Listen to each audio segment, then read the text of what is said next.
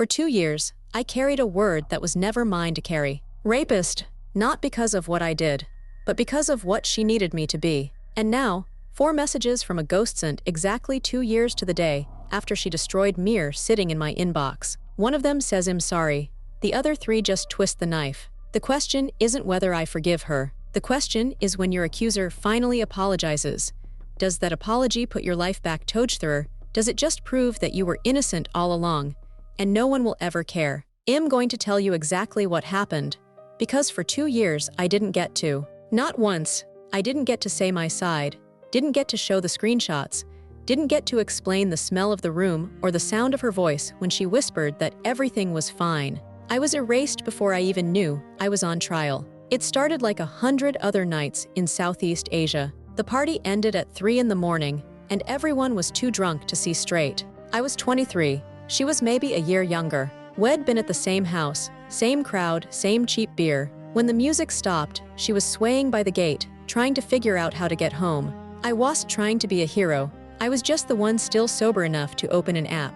Motorcycle taxis were the only option, but the drivers kept canceling because of the rain. So I told her I'd walk with her until we found one. We didn't find one. We ended up at her place. Her room was small, the kind with a single mattress on the floor and a fan that clicked every time it rotated. I remember the humidity sticking to my skin like wet plastic. I sat on the edge of the bed, planning to wait until the rain stopped, then call another bike. But she lay down and pulled my arm. "Just stay," she said. I was exhausted, my clothes damp, and I told myself it was safer than trying to go home anyway. Then her hand was on my chest. My ribs locked. She kept touching, and I remember my throat tightening, but she kept saying it was fine. "My boyfriend," she said. "He's not really my boyfriend. It's casual. It's okay." She said it 3 times, maybe 4. I was drunk enough that her words became permission. We started kissing. Clothes came off. There was a moment clear, sharp where I pushed her off me, my palms against her shoulders. I said we should stop, and she just climbed back on top, her knees pressing into my hips. I didn't push again. I went along, and then I passed out. When I woke, it was dawn. She was already dressed, standing by the door, her shadow long on the floor. "You need to go," she said. I stumbled out onto the street, still half drunk, and the sun was that pale orange color that makes everything look sick. I felt regret, but not the kind they write songs about. Just a dull, stupid guilt, like I'd done something I couldn't take back. But then something changed. I told my best friend. She'd been my closest friend since high school, the one who knew everything. I called her that afternoon and told her exactly what I told youth walking home. The rain, her on top, me passing out. I left nothing out. I thought she'd help me untangle the knot in my chest. Instead, there was silence. Then she said, "You took advantage of her. She was drunk. You should have left." I tried to explain that she was the one who kept initiating, that she'd given verbal consent multiple times. My friend said, "That doesn't matter. You're a man. You should have known better." And then she hung up. By evening, the phone was dead. Not the batterized social part of my life. Messages from mutual friends started coming in, but they weren't messages. They were walls. "I can't believe Yao'd do that. She told us everything. Stay away from her." I tried to respond to one, just one, to ask what exactly she'd told them. But before I could finish typing, I was blocked. Not by one person, by all of them. My friend group, my classmates, even people I'd only said hello to in hallways. It was like someone had pressed a button, and my entire existence was deleted. I later found out what happened. She told everyone I raped her. Not because I had, but because she'd been caught cheating. Someone saw her leave the party with me, and word got back to her boyfriend. To save herself, she said I forced her. And everyone believed her. That was the moment. The pain spike, not the accusation itself that came through whispers. The real pain was the silence, the way I reached out to people I'd known for years, people I'd helped move apartments, people I'd cried with, and saw that little gray checkmark turn blue and then nothing. No reply, no "hey, let's talk." Just a slow, methodical deletion of my existence. I sat in my room for 3 days, watching my phone light up with notifications that were all the same. Someone else had heard. Someone else had decided. Someone else had already blocked me. I didn't eat. I didn't sleep. I just kept scrolling through the names, my thumb cramping, thinking, if I could just explain, but there was no explaining. There was no defense. There was only the verdict. handed down before I even knew I was accused. For the next 2 years, I lived like a ghost in my own city. I couldn't go to the usual coffee shop because the barista had been in our friend's circle. I stopped going out at night because I'd catch whispers in bars, feel eyes on my back. I lost my job leads because one of the accuser's friends was connected to someone in HR. My dignity, that was the first thing to go. I started apologizing for things I didn't do, just to get people to stop looking at me. I'd tell myself, at least she knows the truth. She knows what really happened. But I wasn't sure she did. Maybe she'd rewritten the memory so many times that in her mind, I really had become the monster. I deleted all my social media, Instagram, Facebook, everything. I told myself it was for my mental health, but really it was because I couldn't stand the absence, the empty notifications, the friend counts that dropped from hundreds to single digits, and those remaining were relatives who didn't know the story. Then, a few days ago, I don't know why, I reactivated Instagram, not to post, just to see if my old photos were still there. I typed in my password, and when the feed loaded, I had 4 messages. They were from her, sent exactly 2 years after that night. I read them in order, my hands shaking so hard I nearly dropped the phone. The first if this account still works, but hey, the second sorry, the third, for the past, the fourth I can't contact you. If still alive, but sorry.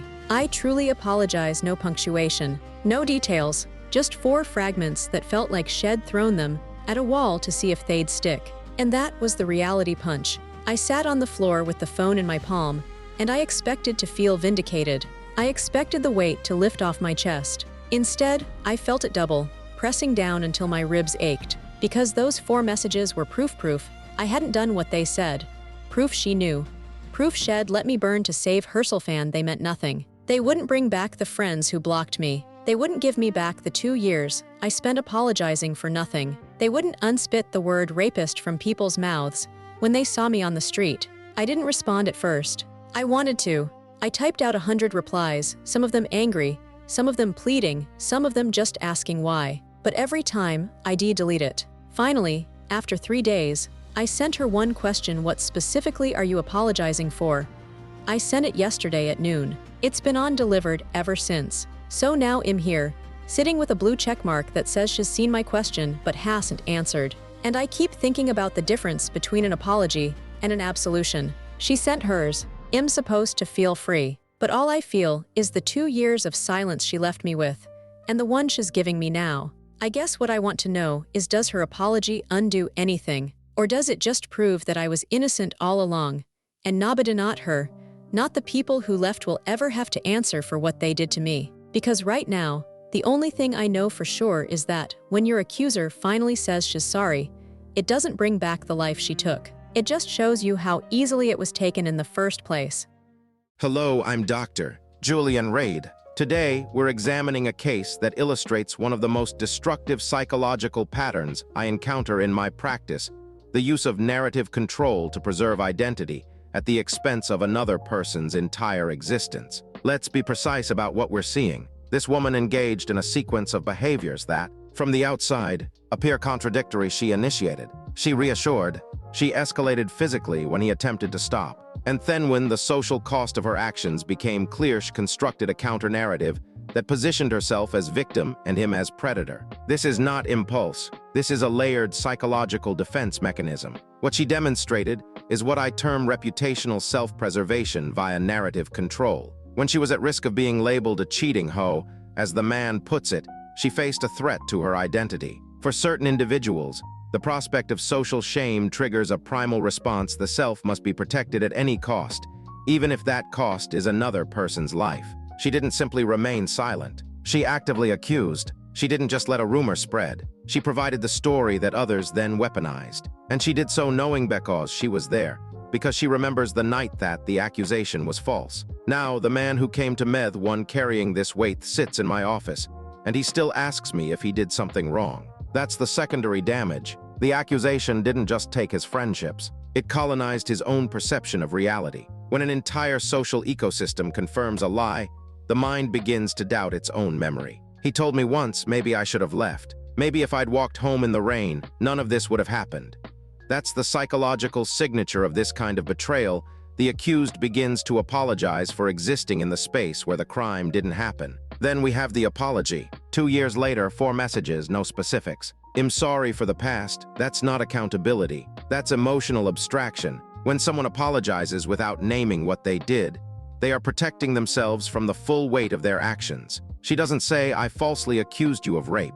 She doesn't say, I destroyed your reputation to cover my infidelity.